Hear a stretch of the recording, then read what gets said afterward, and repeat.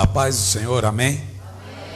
Quem está feliz com Jesus, diga amém. Amém. Quem está amém, diz feliz. Eu quero que você pegue a palavra de Deus.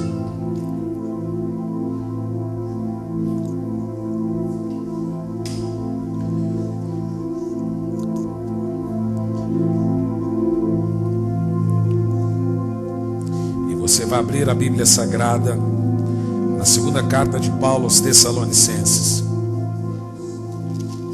Fique em pé, por favor. Capítulo 2 e versículo 7.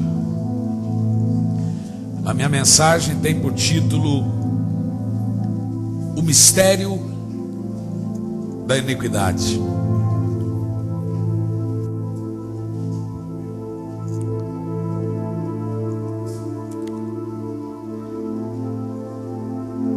Quem achou, diga amém. Diz assim: com efeito, o mistério da iniquidade já opera, e aguarda somente que seja tirado aquele que agora o detém. Então será de fato revelado o iníquo, a quem o Senhor Jesus matará com o sopro da sua boca, e o destruirá pela manifestação da sua vinda. Feche os seus olhos. Espírito Santo de Deus, Tu és o Deus poderoso. Pedimos perdão ao Senhor, meu Pai, pelos nossos pecados. Pedimos que o Senhor venha falar a cada coração nessa noite. Que haja um agir do Teu Espírito nesse lugar. Senhor, quem sou eu, Senhor? Eu não sou digno de pregar essa mensagem, mas o Senhor me incumbiu disso. Espírito Santo, fale ao nosso coração. Amém. À vontade.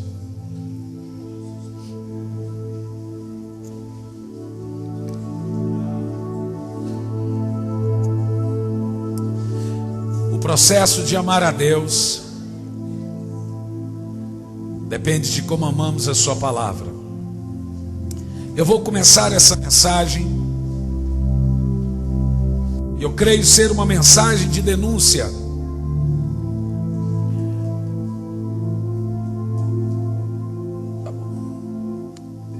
Eu creio ser uma mensagem, acho que é bom desligar esses microfones aqui. Isso. De denúncia. O profeta, ele não fica calado. Em tempos angustiosos, em tempo de pecado, em tempo de crises morais, existenciais, é a hora que os profetas têm que falar e têm que abrir a boca. Eu creio que a igreja do século 21 está vivendo o que eu costumo chamar de mal da moralidade mínima. Recentemente eu li num blog de um pastor, e esse pastor escreveu no seu blog, um dos pastores mais famosos no estado de São Paulo, pastor de uma grande igreja no estado de São Paulo, e o título da mensagem, do texto dele no blog era: Deus me livre de um país evangélico. E ele disse: um país evangélico é um país sem cultura. Você já imaginou um país sem Caetano Veloso?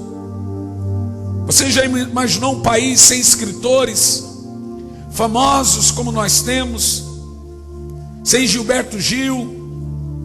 Países sem cultura, porque um país evangélico não vai ter essas literaturas ou esses cantores. Recentemente,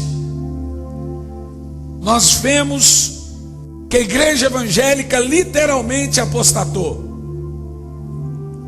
Literalmente ela abandonou o que nós chamamos de evangelho do Senhor Jesus Cristo. Você sabe que quando nós falamos de evangelho do Senhor Jesus Cristo, a minha pergunta é: de que nós estamos falando mesmo? Porque quando nós falamos de evangelho de Jesus, existem extremos e existem uma falsa moralidade. que eu vou pregar para você aqui não é uma falsa moralidade, mas é uma pregação. A igreja hoje sofre do mal da moralidade mínima. O que é mal da moralidade mínima? É aquele negócio do tipo: será que isso é pecado? Nada a ver. Eu costumo dizer que a maior arma do pecado é fazer com que o pecado cada vez mais deixe de ser pecado. A maior armadilha do pecado, olha para mim, é fazer o pecado não parecer pecado. Agora preste atenção. A palavra pecado passou a ser uma coisa que não assusta mais. Hoje nós discutimos se é pecado ou não ouvir uma música mundana. E eu, como pregador do evangelho, eu vou começar a lhe dizer que é pecado. Alguém pode dizer que não é pecado e que é apenas uma impureza, pois impureza é pecado. Nós chegamos a um ponto de jovens virem até mim perguntar se é pecado ir em shows de cantores mundanos, se é pecado ir com a namorada numa boate. Nós chegamos ao ponto de jovens dizer que fazer sexo com a namorada não é pecado. E eu vou te dizer uma coisa, eu estou falando de jovens cristãos. A igreja do século 21, que chama esta igreja de uma nova geração, que chama essa igreja de uma geração de avivamento, de uma geração de profetas, ela está afundada no pecado.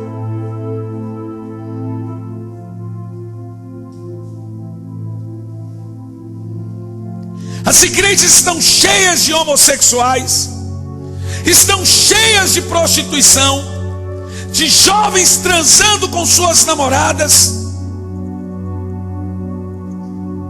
A igreja se perdeu, literalmente.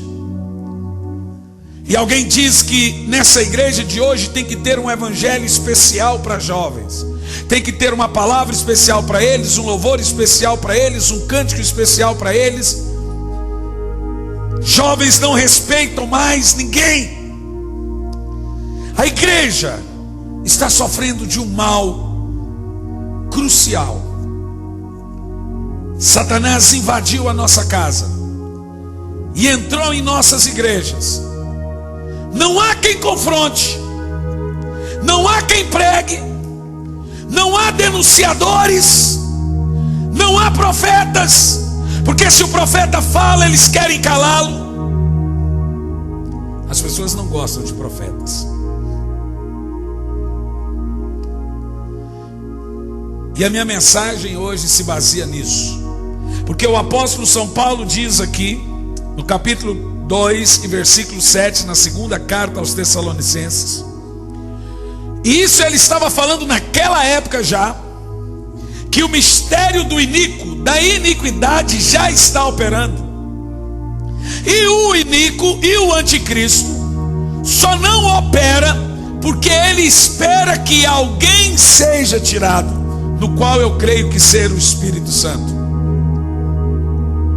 E aqui ele diz que o anticristo só não se manifestou porque alguém está o detendo. O anticristo não se manifestou, mas as suas obras já estão agindo.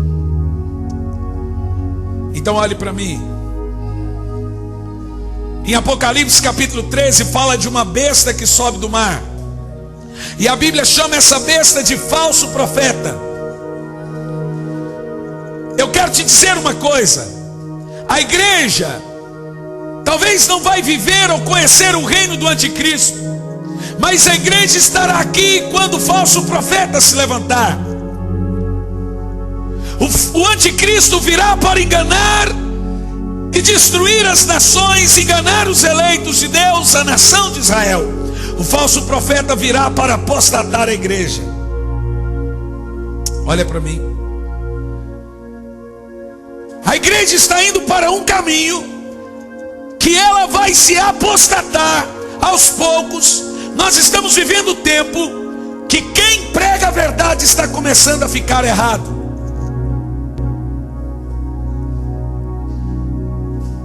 Você sabia disso? Diga amém. Abra a primeira carta de Paulo a Timóteo, capítulo 4, versículo 1. Apostatar da fé não é não crer mais, é perverter a fé, é prostituir a fé, é abominar a fé. Você está entendendo o que eu estou dizendo? Alguns apostatarão da fé por obedecerem a demônios enganadores e a ensinos de demônios, pela hipocrisia dos que falam mentiras e que têm cauterizado a própria consciência. Escute isso: cauterizado a própria consciência. Diga comigo: cauterizado a própria consciência.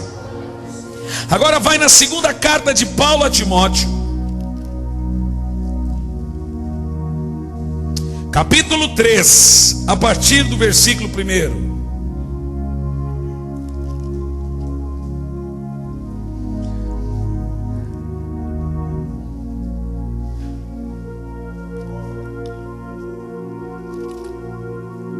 Sabe, porém, isto: nos últimos dias sobrevirão tempos difíceis, pois os homens serão egoístas, avarentos, jactanciosos, arrogantes, blasfemadores, desobedientes aos pais, ingratos, irreverentes, desafeiçoados, a pessoa que não é simpática, implacáveis, caluniadores, sem domínio de si, cruéis e inimigos do bem, traidores, atrevidos, enfatuados, mais amigos dos prazeres que amigos de Deus. É aquela pessoa que gasta mais tempo se divertindo com a família de férias do que com a sua igreja, que ela tem tempo para tudo menos para Deus, tendo forma de piedade, negando-lhe entretanto o poder. Foge destes, pois entre estes se encontram os que penetram sorrateiramente nas casas. Olha o que Paulo está dizendo: e conseguem cativar mulherinhas. Diga comigo: mulherinhas. Essa palavra é muito pejorativa. Se fosse nossos dias, Paulo ia dizer: mulherinhas que não prestam. Conseguem cativar mulherinhas. Isso é terrível. Sobrecarregadas de pecados, conduzidas por várias paixões, que aprendem sempre e jamais podem chegar ao conhecimento.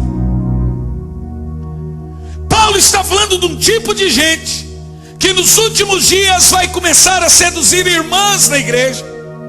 E ele está falando de obreiros, ele está falando de pastores, ele está falando de músicos.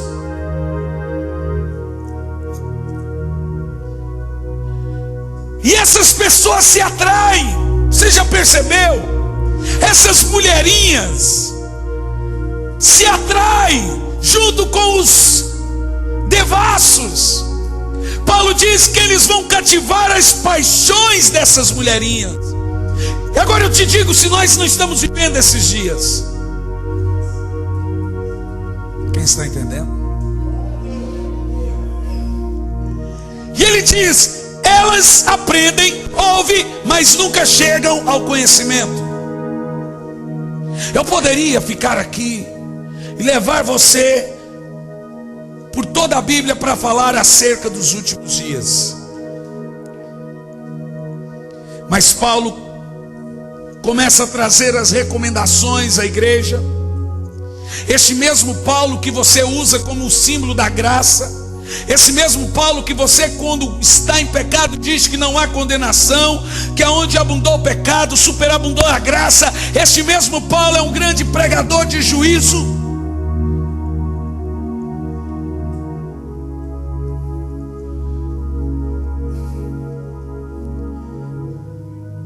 A igreja deixou de ser igreja. Eu tenho pregado, eu tenho dito, E Paulo disse para a igreja que essas coisas aconteceriam, mas não antes de vir a apostasia. Eu creio que nós já estamos vivendo a apostasia. Apostasia, meus irmãos, não é todo mundo se desviar, não é todo mundo sair por aí dizendo que não é crente mais, é perverter a sã doutrina. Diga comigo, é perverter a sã doutrina. Diz mais alto. Apostasia é o indivíduo descrer ou perverter a pregação do Evangelho de Deus. Segunda carta a Timóteo 4:3. Pois haverá tempo em que não suportarão a sã doutrina. Pelo contrário, se acercarão de mestres segundo as suas próprias cobiças, como que sentindo coceiras no ouvido, e se recusarão a dar ouvidos à verdade, entretanto ouvirão fábulas. Paulo está dizendo que nesses dias da apostasia, as pessoas não irão mais conseguir ouvir mensagens de confronto, mensagens que denunciam o pecado, mensagens que denunciam o pecador, mensagens que apontam para você e mostram que você está indo para o inferno. Elas gostam de entrar numa igreja e ouvir dizendo: varão, Deus tem uma chave na sua mão agora. Eu estava pregando na Europa e um irmão chegou em mim e ele foi honesto. Eu estava na cidade de Mechelen, na Bélgica, e ele disse: pastor, de coração, eu não gosto desse tipo de pregação. Eu gosto de chegar na igreja e ouvir: eis que eu tenho uma porta aberta diante de ti, eis que tem um anjo que está colocando uma chave na sua mão, eis que o seu lamento está acabando, eis que a sua lágrima está acabando. E de repente a igreja diz: fala Deus, eis que isso, eis que aquilo outro, eu estou abrindo o mar, e se eu não abrir o mar, você anda sobre o mar. Quem tem promessa não morre. Deus tem a vitória, Deus tem a conquista, você vai ser rico, Deus tem um carro, Deus tem isso. Isso é maravilhoso. Quem não quer entrar num culto e ouvir isso?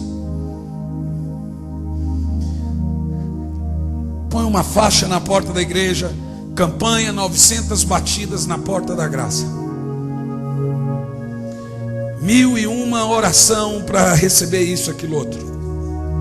Eu costumo dizer que a igreja hoje tirou Jesus do trono e pôs você no lugar de Jesus.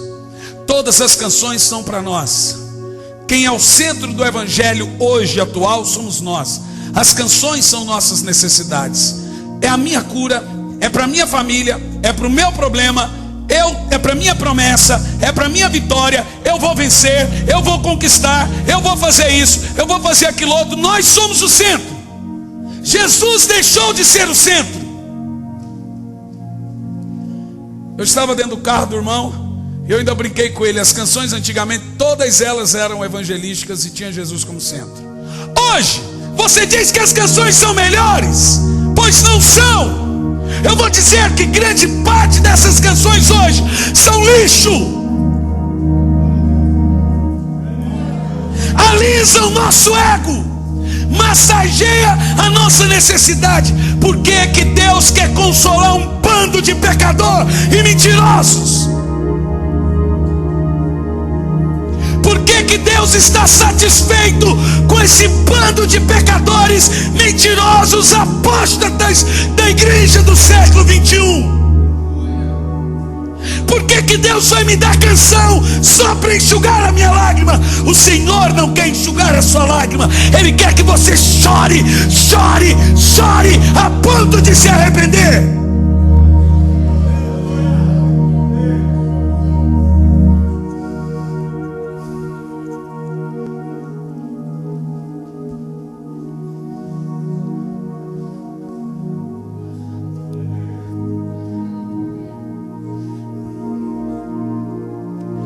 Quantas igrejas vocês ouvem pregar sobre a volta de Jesus nos últimos dias?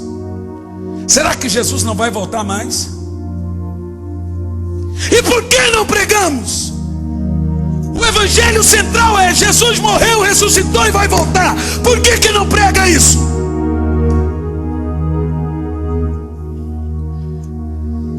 porque somos envaidecidos, pregamos o que vende, pregamos o que é comercializado, pregamos o que nos faz ser bons, porque o que nos faz ser bom é um grande público a cada 10 minutos bater palma no meio de uma pregação e sair dizendo: essa palavra falou comigo. Será que essa não está falando? A palavra só fala com você quando ela te alisa. Você sabe por que você está sofrendo? Por causa do seu pecado.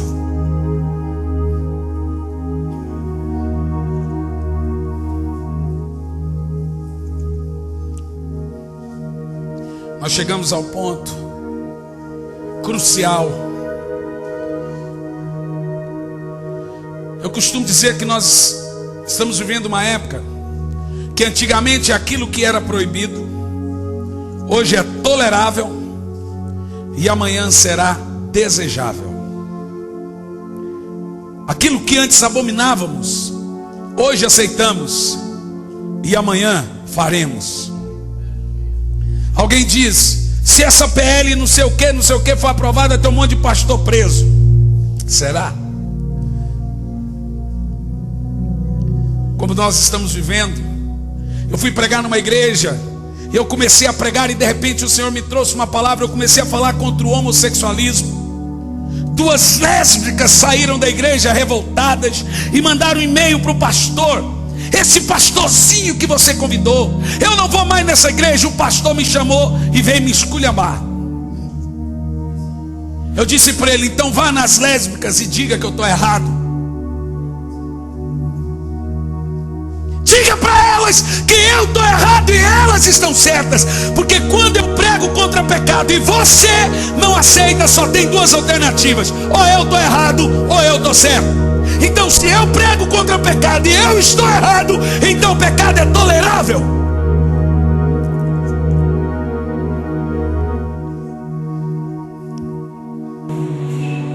Aleluia. Glória a Deus. Você entende? Que ele entende. Amém. Glória a Deus. Aleluia. Eu queria pedir que você não desse nenhum glória a Deus, nenhum aleluia, que você não aplaudisse, que você apenas constrangesse o seu espírito, porque está chegando a hora que o Senhor vai peneirar, e o Senhor vai começar a separar o joio do trigo, e Ele vai começar a cirandar, Ele vai começar a balançar, Ele vai começar a pôr na balança, e Deus vai começar a levantar de dentro da mesma igreja uma nova igreja. Quem é luz vai ser mais luz ainda, e outros vão ficar na escuridão. Quem é sal vai purificar mais. A Bíblia Sagrada diz que nos últimos tempos quem era limpo iria se limpar mais, e quem era sujo vai se sujar ainda mais. Você percebeu que você não aviva mais crente frio, e que você não confronta mais pecado cauterizado? Aqui nessa noite mesmo vai ter gente que nunca mais vai querer ouvir esse pregador. Sabe por quê? Porque você está certo e eu estou errado. Paulo estava errado. Paulo nem crente era. A Bíblia é só um livro. Talvez eu esteja errado, talvez a Bíblia esteja errada, talvez vocês estejam certos.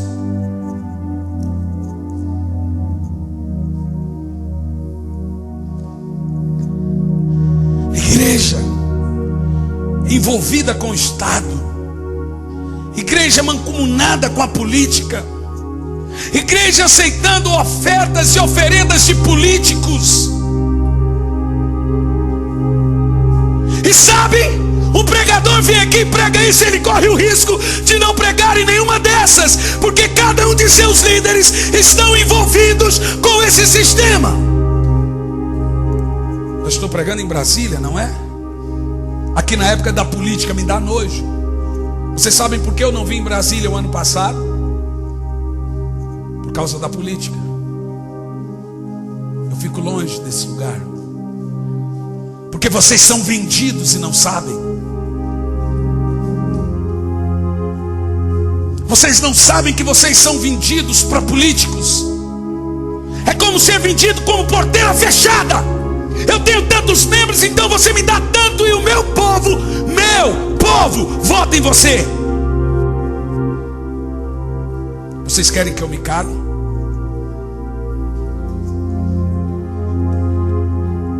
O evangelho de Jesus chegou a um ponto que ele hoje é chamado de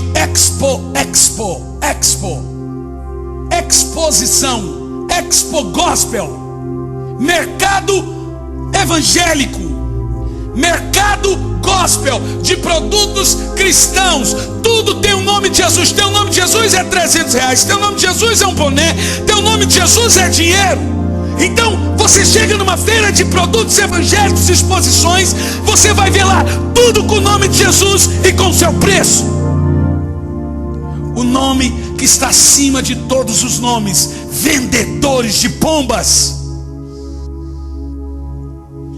cafetões e prostitutos do evangelho. O Senhor vai descer e vai limpar essa bagunça, como Ele fez lá no templo, limpando aquela bagunça.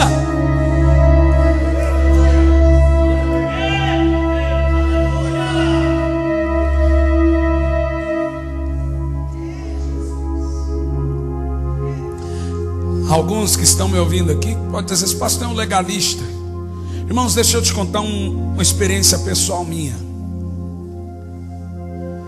Alguns anos atrás, eu recebi a visita de um anjo no meu quarto.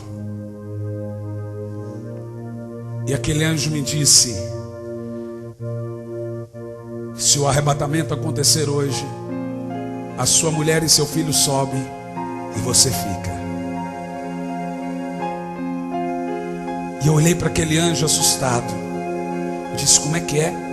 O anjo disse: olhe para sua esposa e seu filho. Eles estão subindo e você ficando. Eu não tinha nenhum pecado grave, mas eu era mais um envolvido no sistema. O meu ministério vendia mais de R$200 mil por mês de DVDs. Nós tínhamos um prédio de 4 andares, com campo de futebol dentro do prédio. A minha sala, meu escritório, era gigante. Nós sustentávamos mais de 40 famílias. Nós tínhamos muitas pessoas no nosso ministério que ganhavam mais de R$3 mil de salário. Eu tinha programas de televisão em 5 emissoras. Uma delas é a TV Gênesis, que vocês conhecem. O meu contrato para ir numa igreja era de 8 folhas. 8 folhas. Eu exigia hotel 5 estrelas, passagem de avião para 3 pessoas, uma oferta mínima de R$4 mil por dia. Eu recebia mais de 150 convites, 200 convites por mês. Eu estava na mídia. Eu só pregava em estádios, ginásios. Já não tinha mais tempo para orar, porque eu chegava cansado, então eu ia dormir e só acordava na hora de tomar banho para o culto.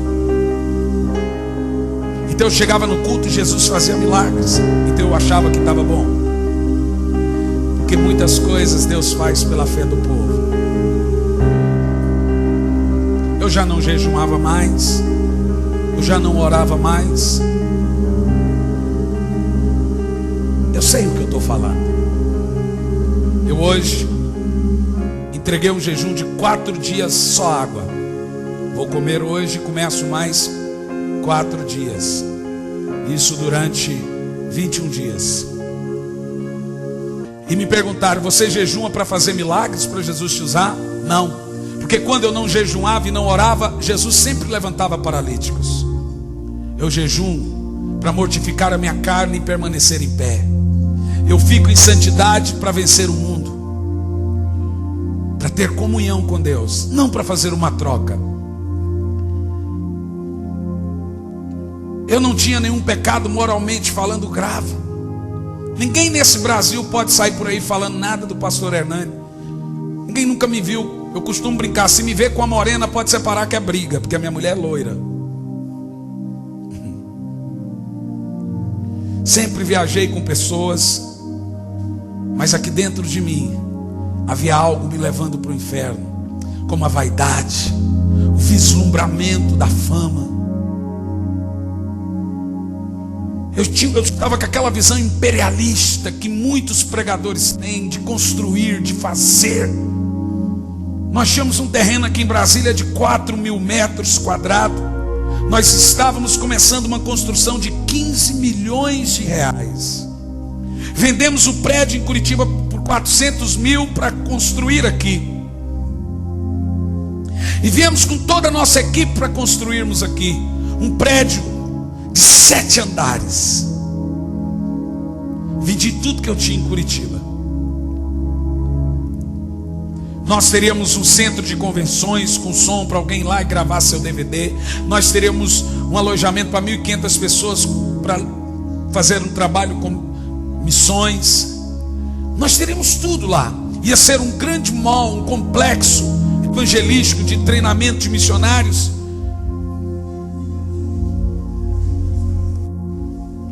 Nós tínhamos tudo.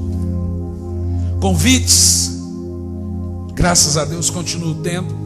Só que eu nunca iria pregar numa igreja como eu estou pregando aqui hoje. Simples assim. Nunca. Nós sondávamos, perguntávamos quantos membros tinha a igreja. E quando um pastor queria nos levar, fazíamos leilões. Aquele que dava mais a gente ia.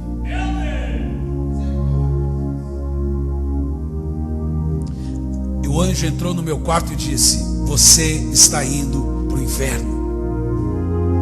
Agora veja o amor de Deus. Ele me ama.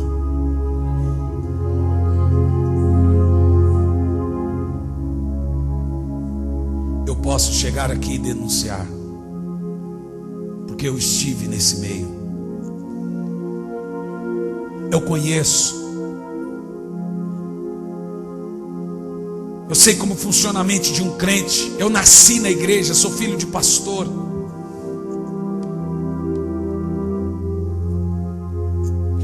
Eu sei como funciona igrejas. Eu sei como funcionam eventos que são feitos para ganhar dinheiro e se escondem por detrás do bem maior. Mas o bem maior é o bem deles.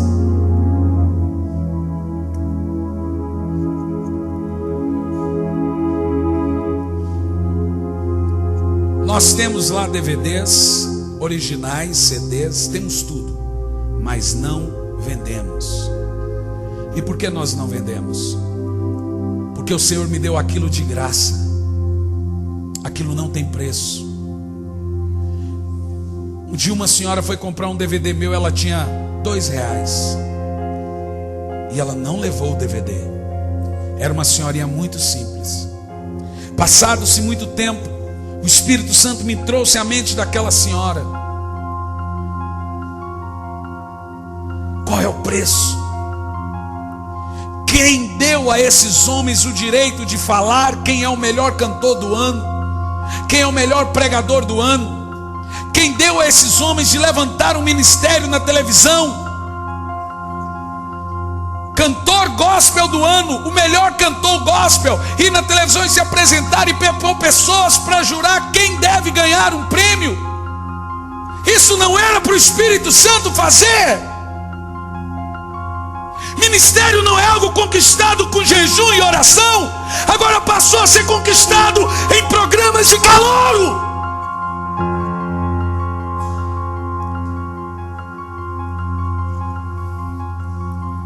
Nós chegamos ao ponto de pastores irem em rede nacional e cantar de mãos dadas com padres. Eu disse: o que faríamos se víssemos o profeta Elias cantando de mãos dadas com o profeta de Baal? Você consegue entender? Você já viu Elias e Jezabel de mãos dadas? Eles são perseguidos, Você não deve querer ser reconhecido pelo mundo. Você está morrendo, indo para o inferno, porque você quer fama, você quer reconhecimento, você pede para votar em você, você quer isso.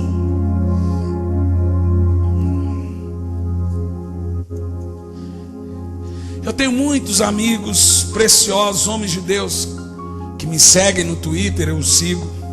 Sempre quando a gente faz no site um vídeo, eu mando para eles um link, eles colocam no deles, eu coloco o deles no meu. Uma camaradagem para divulgar que é diferente de amar aquilo. Porque se eu sou um homem de Deus e o meu ministério se torna e é bem divulgado como homem de Deus, será uma bênção. O problema é que quando você começa a se amar demais, você esquece de amar o Senhor.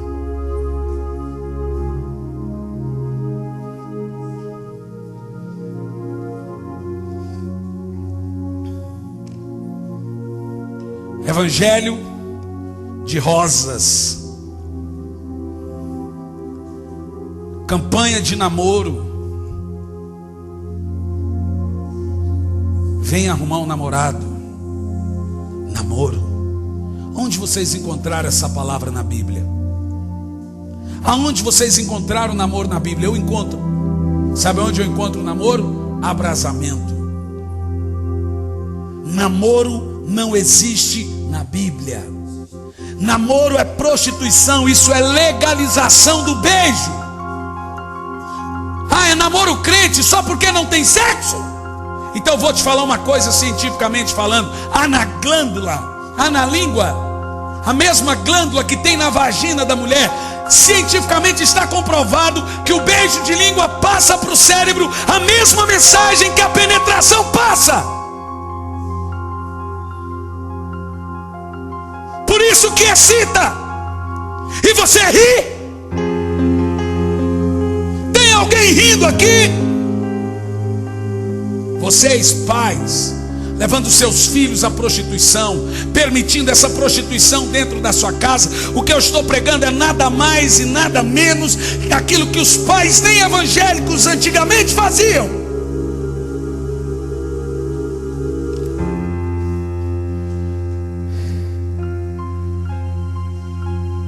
Namoro.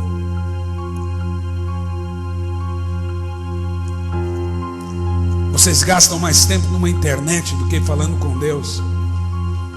São viciados no entretenimento. Se a televisão não está ligada, a internet está ligada. Nunca a Bíblia está aberta. Todos aqui, jovens, têm um MSN. E vocês têm pessoas que você nem conhece. 90% de vocês têm um Orkut, um projeto de fofoca virtual para monitorar a sua vida. Todo mundo no Orkut tem mais de 18 anos. Velhos de 60 anos, pedófilos têm 18 anos lá. Facebook, que é o Orkut europeu e americano, fez uma pesquisa agora na Inglaterra, que 30% dos divórcios em 5 anos começaram com Facebook. Aqui no Brasil, 20% vieram de brigas de Orkut. Olha para mim. Satanás entrou na sua casa e você não sabe. Eu não estou dizendo para você não entrar e não pesquisar na internet. Eu estou falando para você vencer o mau vício do entretenimento. Tira essa toxina da sua vida. Tira essa toxina de você. Não deixe o seu filho ficar se envolvendo com uma menina, com outra menina, e beija uma, beija outra, e cria um laço de alma com ela, e depois desfaz, e cria um laço de alma com outro, depois desfaz, cria um laço de alma com outro. Jovens, a Bíblia diz que vocês deviam aproveitar a sua juventude para Deus, não para namorarem. Se você ama essa pessoa, quer se casar com ela, então ore. Vão para a vigília juntos, vão para a igreja juntos, conversem, orem. Não fica com essa prostituição incubada, fingida por nome de namoro, relacionamento. Tem cantores gospel que faz canções para apaixonados evangélicos, canções para os apaixonados. Essa palavra me enoja.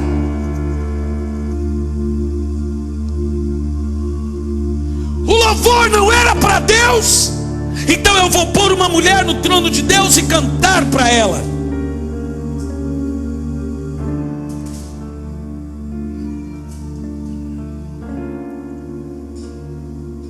Você pode me chamar de radical, você pode me chamar de legalista. Eu confesso a você que eu já pequei muito. Confesso a você que eu já fui mais um crente qualquer, um pregador qualquer que prega na televisão e tal, e era qualquer um. Mas hoje eu sinto um profundo amor, uma intimidade de Deus em meu coração, e me sinto livre para pregar isso aqui a você. E sabe por que eu falo com você? Fuja desse evangelho. Porque eu vou te dizer uma coisa muito séria. Talvez você pense que o céu vai estar vazio. O jeito que esse pastor prega, o céu vai estar vazio. Não vai estar não. Porque a salvação não é só para a nossa era. A salvação é de todas as épocas, de todas as eras. Então eu acredito que depois do arrebatamento o Senhor vai tirar um povo dessa era, como Ele tirou um povo de outra era, como Ele tirou um povo de outra era. E eu acredito que vai ter mais salvo no céu do que gente na terra. E dessa era Ele vai peneirar e vai tirar um grupo, como Ele tirou de outra época, como Ele tirou de outra época. Quem vai subir?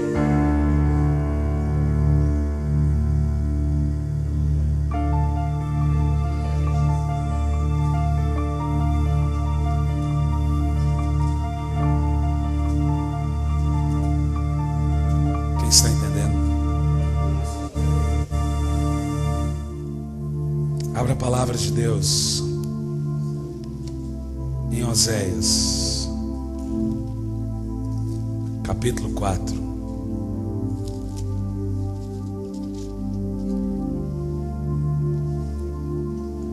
Versículo 1 a seguir.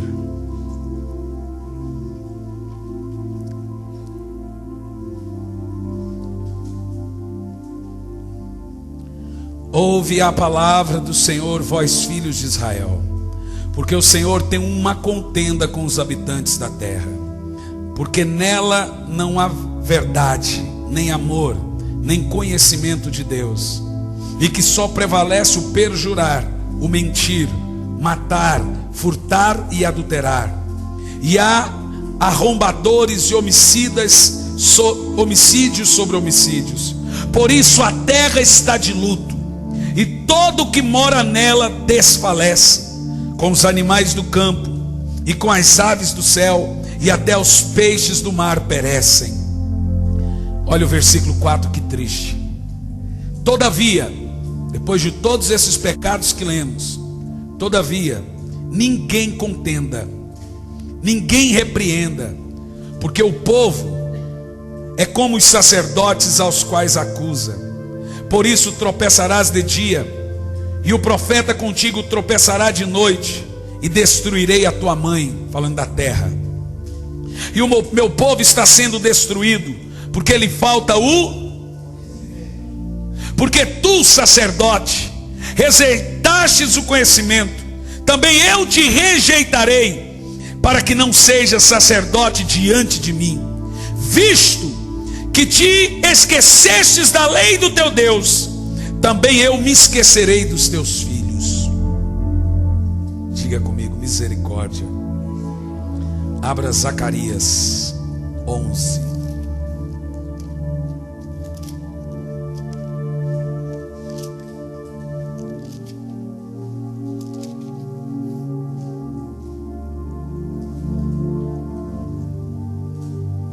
Onze 4.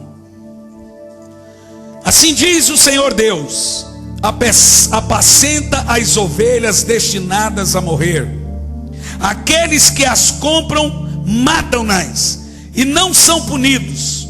Os que vendem-a dizem: louvado seja o Senhor, porque me tornei rico, e os seus pastores não se compadecem delas. Zacarias está falando de um grupo de pastores que estão pastoreando ovelhas mortas, estão enriquecendo à custa delas e ainda agradecem a Deus dizendo que é prosperidade. Louvado seja o Senhor, porque eu me tornei rico. Deus me enriqueceu às custas das minhas ovelhas. Versículo 6: certamente já não terei piedade dos moradores dessa terra, diz o Senhor. Eis, porém, que o entregarei aos homens, aos governantes, cada um nas mãos do seu próximo e nas mãos do seu rei. Eles ferirão a terra e eu não os livrarei das mãos deles. 7: apacentai, pois, as ovelhas destinadas para morrer, as pobres ovelhas do rebanho. Tomei para mim 2 varas, uma chamei graça e a outra união, e apacentei as ovelhas. Que texto maravilhoso. O Senhor está chamando você para ir atrás de ovelhas perdidas. E sabe de uma coisa triste? Perdidas na casa do Pai.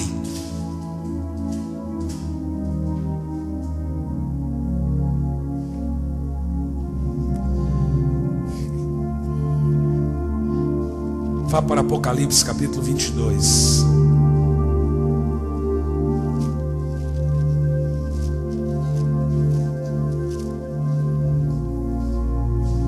E versículo 15.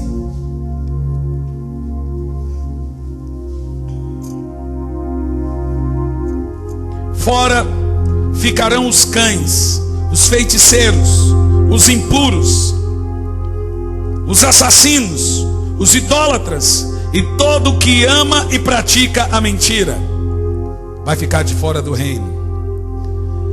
Quando eu leio esse texto, eu fico me perguntando: por que Deus colocou o cão junto com pessoas? Você acha que esse cão é o cachorro? Não é. Diga: esse cão não é o cachorro. Diz mais alto. Mais alto.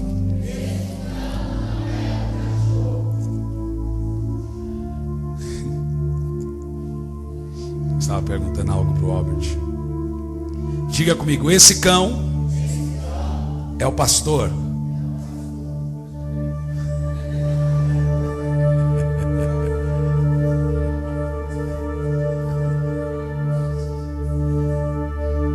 É um tipo de pastor.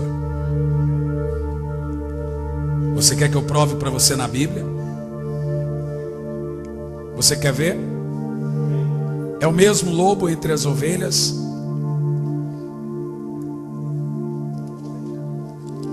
Abra o livro de Isaías 56:10.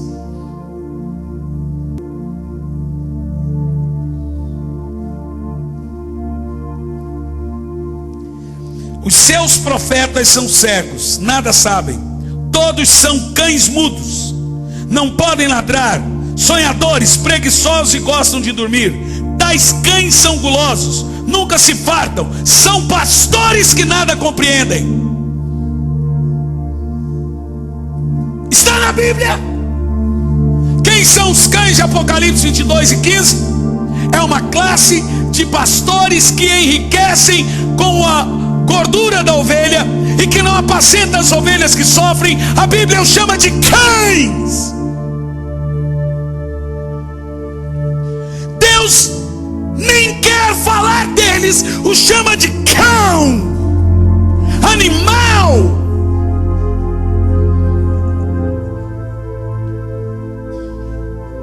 Versículo 11: tais cães são gulosos, nunca se fartam. São pastores que nada compreendem. Eu quero que você olhe por mão do lado e diga: mas o Senhor virá com juízo. Diz: o Senhor virá com juízo. Abra a palavra de Deus em Judas. Livro de Judas.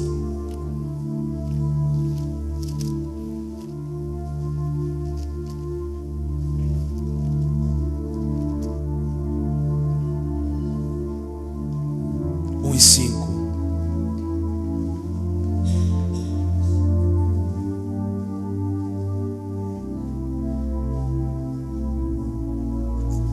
Quero, pois, lembrar-vos, embora já estejais,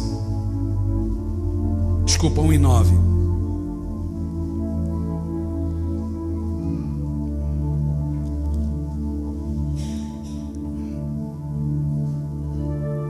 Não é isso mesmo, irmãos. É isso mesmo.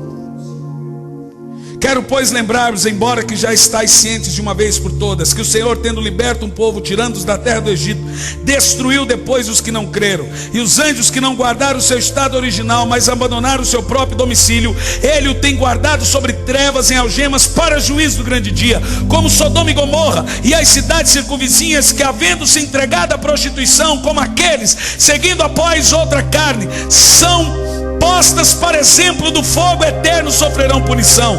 Ora, estes da mesma sorte, quais sonhadores alucinados, não só contaminam a carne, como também rejeitam o governo e difamam autoridades superiores. Diga juízo.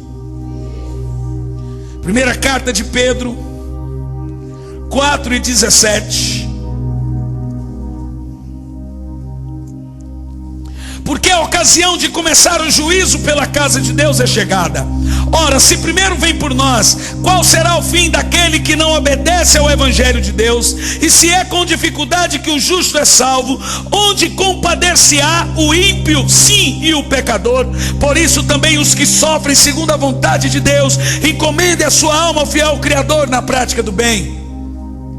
Pedro está dizendo que o juízo vai começar por nós. Vamos conferir em Ezequiel 9, a partir do versículo 1.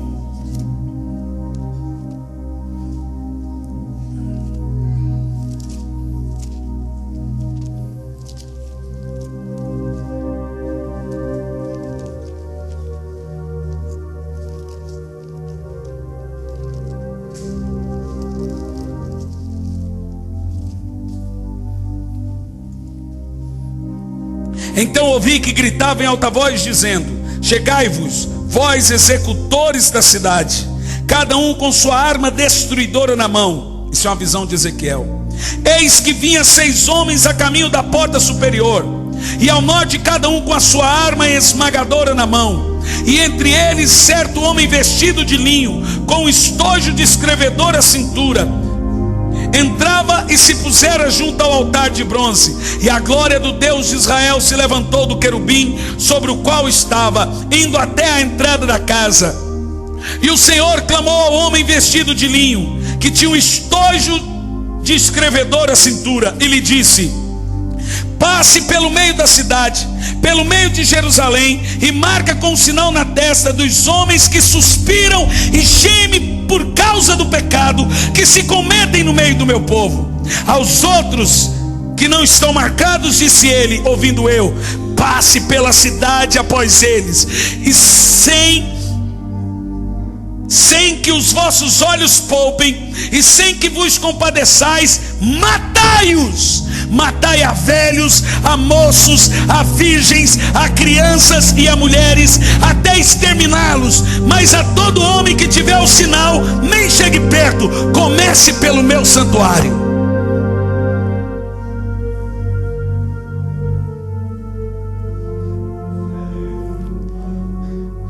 Diga comigo: misericórdia.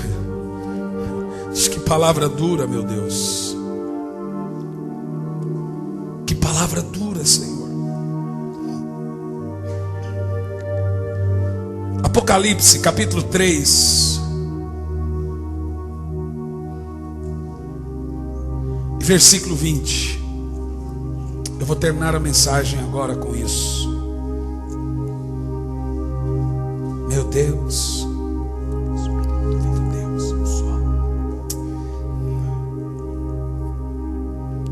Aqui diz: eis que estou à porta e bato. se alguém ouvir a minha voz e abrir a porta, entrarei em sua casa e cearei com ele e ele comigo. Olha para mim. Normalmente o evangelista pega esse texto e aponta para o mundo. E a gente põe isso na placa das nossas igrejas, nos nossos carros. Eis que estou à porta e bato. Mas se você ver no versículo 14, o contexto inteiro fala para uma igreja de Laodiceia, que é a igreja da nossa era.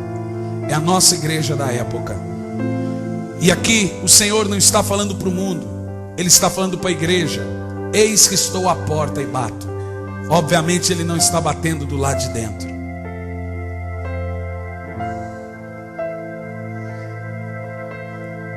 O Espírito Santo está dizendo: eu estou do lado de fora.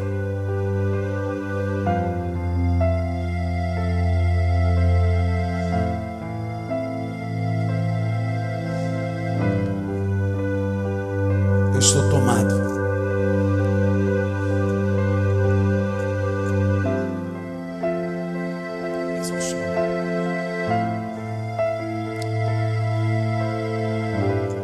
Eis que estou à porta e bato. O Espírito Santo está dizendo: eu estou buscando alguém para chorar comigo. E você vê no livro de Ezequiel: marque todos que gemem por causa do pecado. Você vê no livro de Pedro que o Senhor está dizendo que aqueles que são fiéis ao Evangelho, que suplicam pela sã doutrina, encomende a sua alma, porque vocês serão perseguidos, vocês serão chamados de legalistas, vocês serão odiados. As pessoas não vão querer andar com você, as pessoas não vão querer estar perto de você, vão te chamar de religioso. Eu fiz uma pesquisa que quase todos os músicos evangélicos ouvem músicas mundanas. Irmãos, eu não tenho mais nenhuma música mundana no meu iPod. Eu não ouço nada que não acrescenta na minha vida espiritual. Eu não ouço nem algumas músicas evangélicas.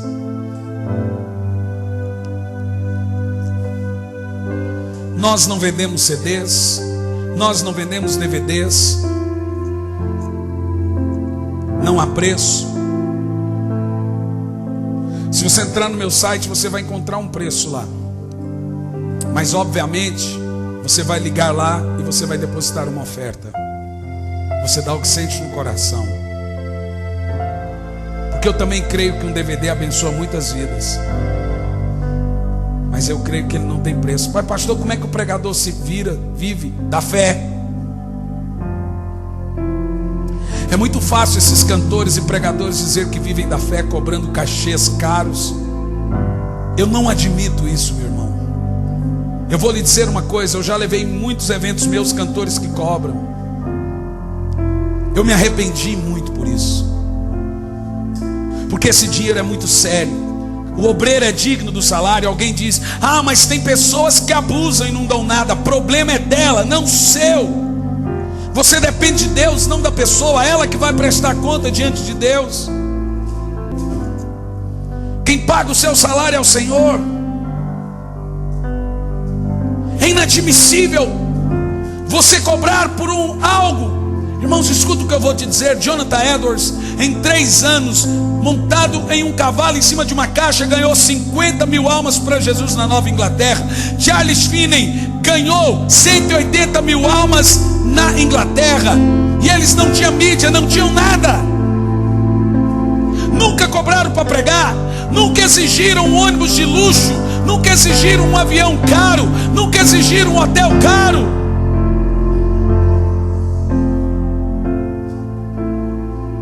Obviamente, a igreja que nos convida nos trata muito bem. E se não trata, e daí? O Filho do Homem não tinha onde reclinar a sua cabeça. Você está entendendo o que eu estou pregando?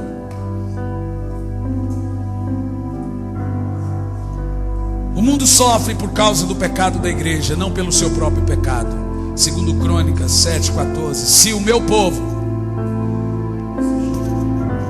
se orar, humilhar, buscar a minha face, se converter dos seus maus caminhos, então eu ouvirei dos céus, perdoarei os seus pecados e sararei a sua terra. Mas olha o começo do texto: se o meu povo que ora, chama pelo meu nome, não é mundo.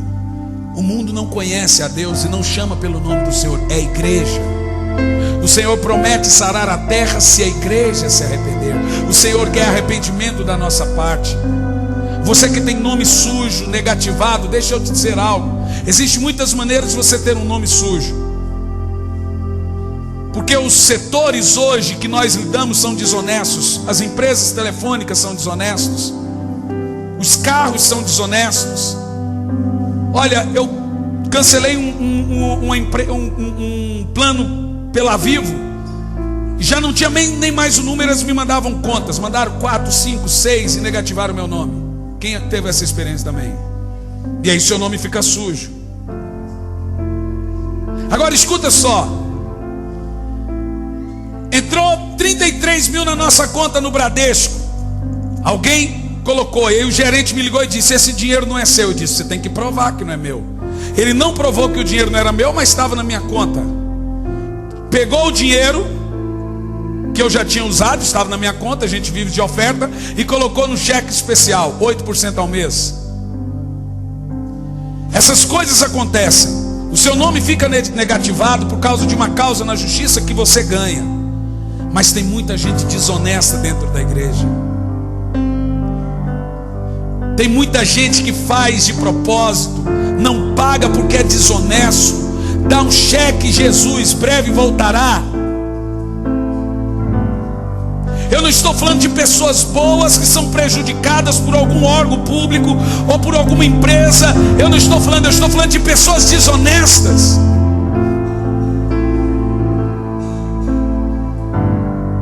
Não tome dinheiro emprestado. A Bíblia diz: a ninguém nada deveis, senão o amor.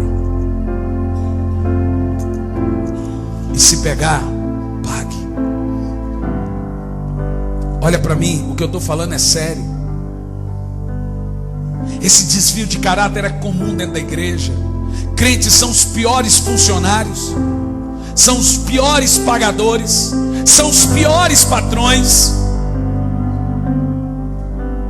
A Bíblia diz que nós somos testemunhas.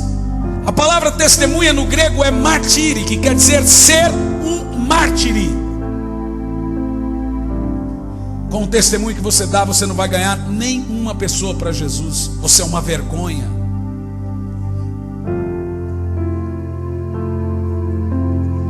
Eu tenho orado a Deus todos os dias da minha vida para Ele tratar o meu caráter.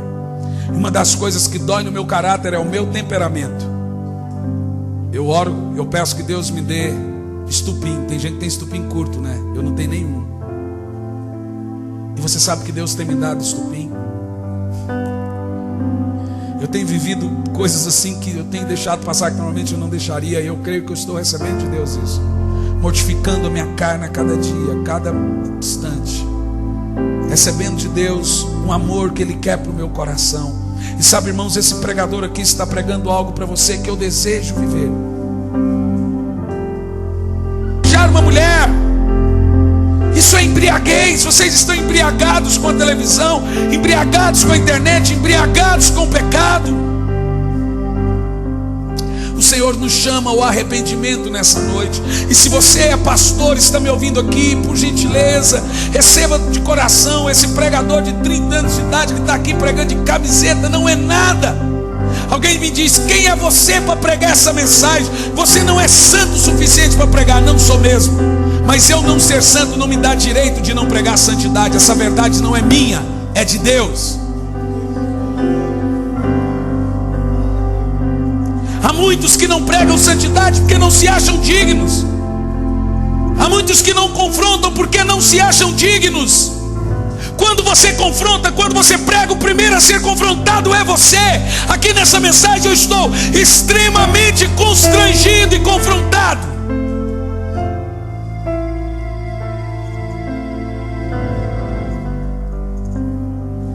Esses meninos andam comigo, eles me conhecem, Eles veem que eu não escondo nada.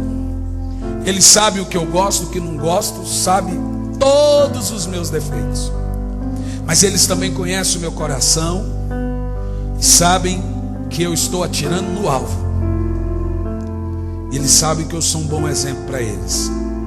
Todo mundo que viaja comigo.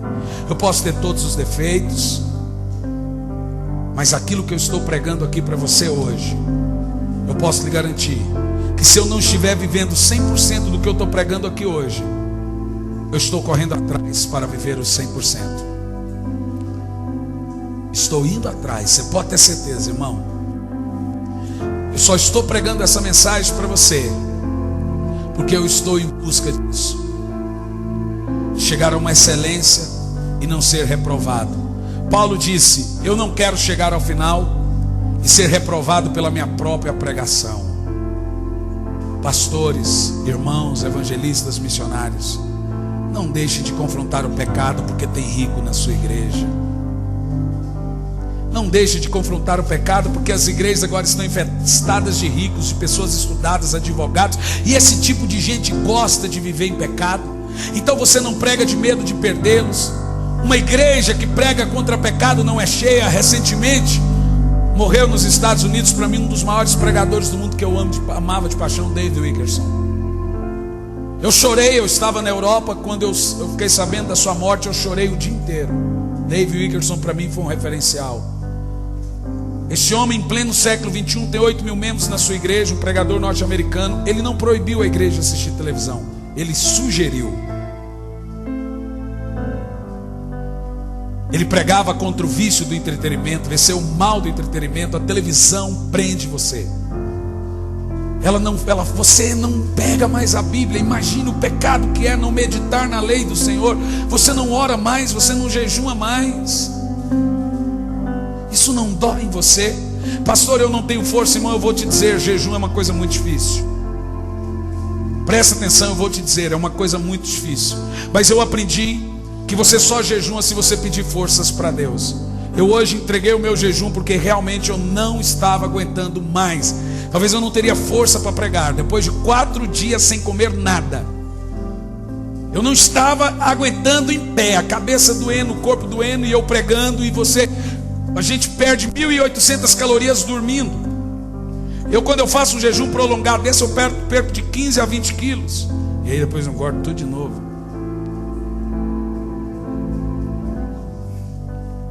Mas jejum não é uma coisa que você começa porque você quer. Você pede para Deus força para fazê-lo. Porque jejum dói, mas ele mortifica o seu corpo. Os crentes precisam jejuar, os crentes precisam orar, os crentes precisam buscar o Senhor, os crentes precisam ler a Bíblia, os crentes precisam adorar, os crentes precisam buscar o Senhor. Ele está ali, o Senhor não mudou de endereço, Ele está no mesmo lugar. É você que sumiu.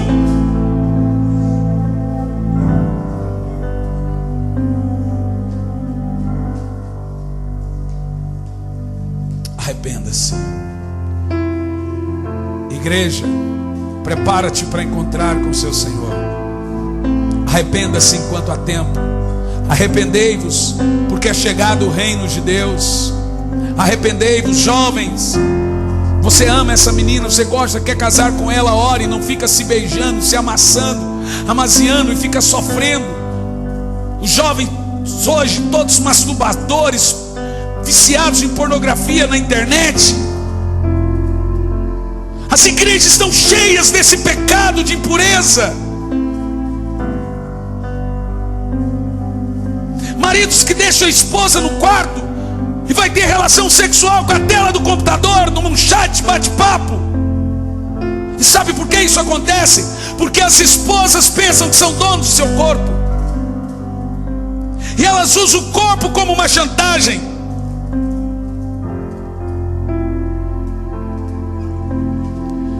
Costumo pregar e dizer: se você não fizer sexo com a sua esposa, você nunca vai ser salvo. Porque se você não fizer sexo com a sua esposa, o seu corpo vai pedir sexo de outro jeito. Porque é necessidade fisiológica. Se vocês querem ser salvos, tenha sexo constantemente. Os casados, os jovens, agora vocês vão ter que sofrer e jejuar bastante para não cair nesse pecado, já que vocês perderam a virgindade. Até casar, vocês vão sofrer. Porque vocês não deveriam revelar esse hormônio que é para os casados.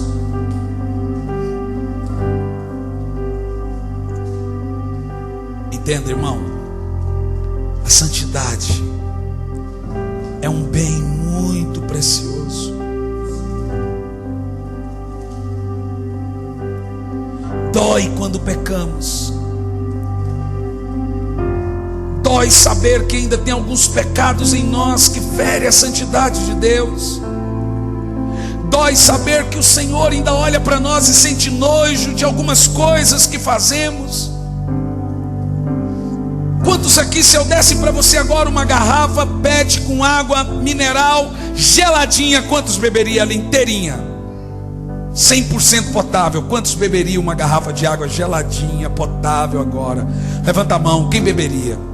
Mas se eu colocasse 5% de esgoto nessa garrafa, quem não beberia? Você não engole uma água dessa? Não! Mas tem 95% de água potável e apenas 5% de esgoto. Você não bebe mesmo assim? Então Deus não engole você.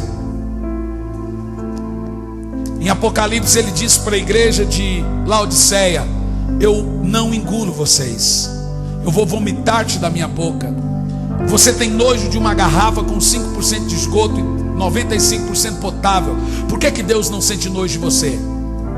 Por que Deus tem que engolir você? Não importa o tamanhozinho insignificante que seja esse pecadinho que você tem, Deus não está engolindo você.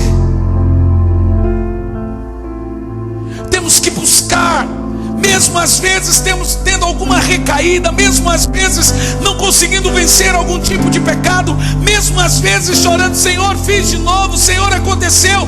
Nós temos que correr atrás da santidade. Mesmo que possamos chorar 100 vezes por dia, mesmo que possamos nos sentir um lixo 100 vezes por dia, nós não podemos abandonar a perfeição. Nós temos que vencer o pecado, igreja. A Bíblia diz: na sua luta contra o pecado, ainda não resistisse até o sangue. Você nunca sangrou, então você nunca lutou de verdade contra o pecado.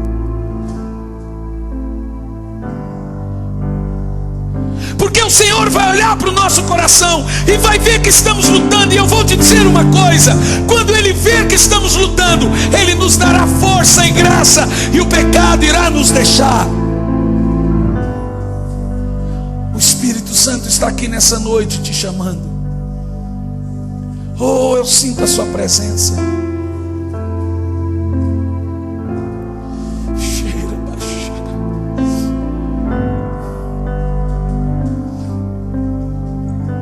Aquele dia que o anjo apareceu no meu quarto, eu chorei das 2 às 7 da manhã, e as minhas vias respiratórias aéreas congestionaram, eu não conseguia respirar.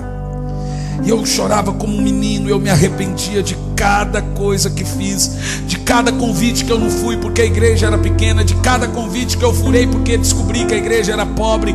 Eu confessei a Deus cada coisa, confessei, abandonei, rejeitei, abominei e passei a ter nojo. Porque arrependimento, a palavra arrependimento é sentir nojo.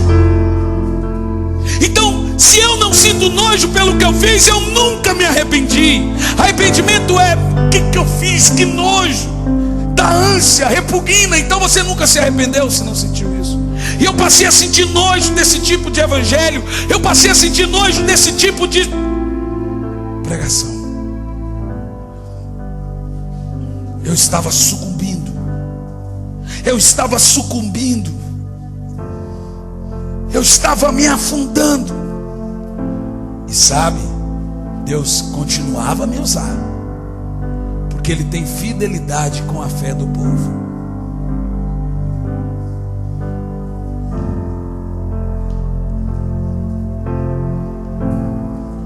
Eu me arrependi de tudo.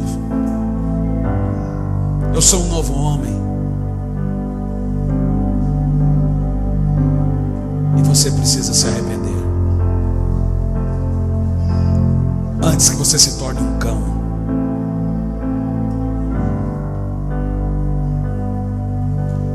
Quando eu disse que era o cão, vocês assustaram. mas viram na Bíblia que é verdade. Arrependa-se, porque é chegado o reino de Deus. Põe a mão no seu coração.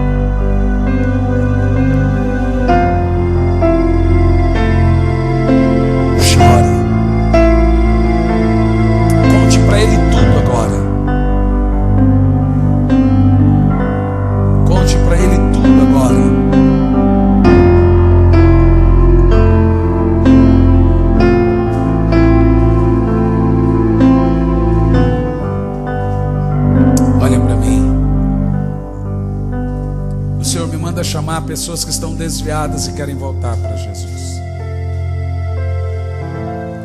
Quem aqui está desviado e quer voltar para Jesus, sai do seu lugar e vem à frente agora, por favor. O Senhor te ama. Levanta e venha. Venha. Se tem alguém afastado e quer voltar, levanta e venha. Sai do seu lugar e vem à frente agora. Se tem alguém que quer entregar a sua vida e a sua alma a Jesus, saia do seu lugar e venha. Se você convidou alguém para estar aqui, fale com essa pessoa, traga ela até Jesus agora. Venha. Jesus te ama.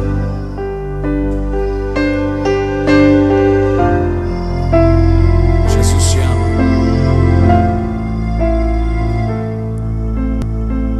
Quantos já entregaram a sua vida a Jesus? Levanta as duas mãos bem alto. Bem alto. Bem alto. Abaixa as mãos. Amém.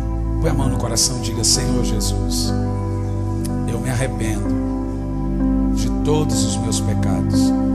E aqui hoje eu declaro ser uma nova criatura em Cristo Jesus, para o teu louvor e a tua glória. Vamos dar um aplauso a Ele.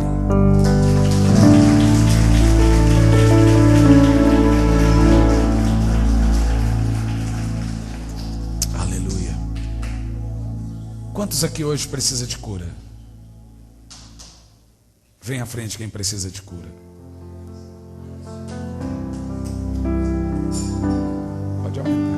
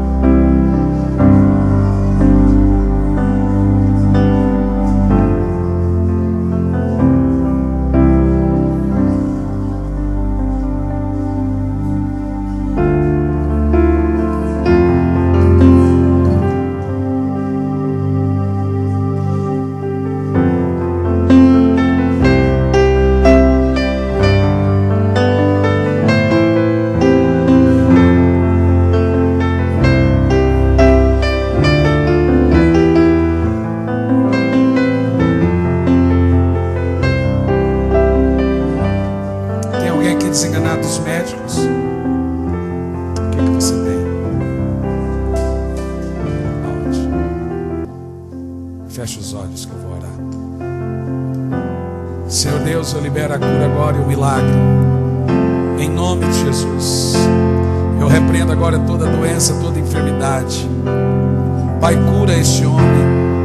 Libera a cura, libera o milagre sobre a vida dele, em nome de Jesus. Que ele seja completamente curado, em nome de Jesus. Agora olha para mim. Eu vou tomar a sua muleta. O Senhor vai andar sem ela. Mas Jesus curou o irmão. O irmão não vai precisar. Vá, força. Vá. Então vá. A mão. O senhor está querendo segurar. Não vou deixar, não. É só o começo. Jesus começou a curar o irmão. Amém? Agora o irmão volta para o lugar sem a muleta. Que Jesus lhe curou. Pode ir. Vá. Anda normal em nome de Jesus.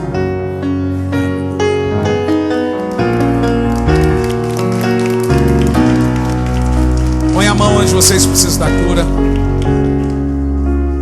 Eu vou orando. Quem recebeu a oração vai voltando para o lugar. Ok? Pai, eu libero a cura agora. Eu libero o milagre agora em nome de Jesus. Que toda enfermidade caia por terra agora. Que todo mal caia por terra agora. Eu libero a cura agora. Eu libero o milagre agora em nome de Jesus. Sai daí agora, doença. A palavra de Deus diz que tudo que pedirmos no seu nome, crendo, receberemos. Então, em nome de Jesus, receba a cura agora. Em nome de Jesus, recebe a cura agora.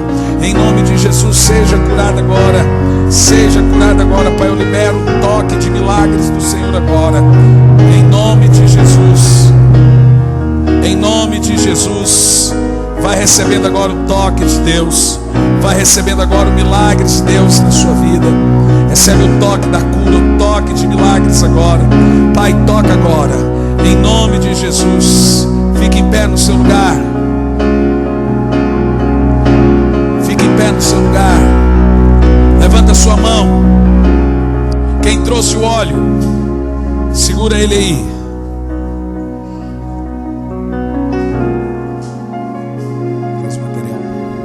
Levanta o óleo. Pai, eu consagro esse azeite para a cura. Aonde ele for colocado, vai haver cura. Esse irmão não vai precisar mais usar um remédio. Eu libero a cura agora e o milagre. Em nome de Jesus. Sobre todos. Amém.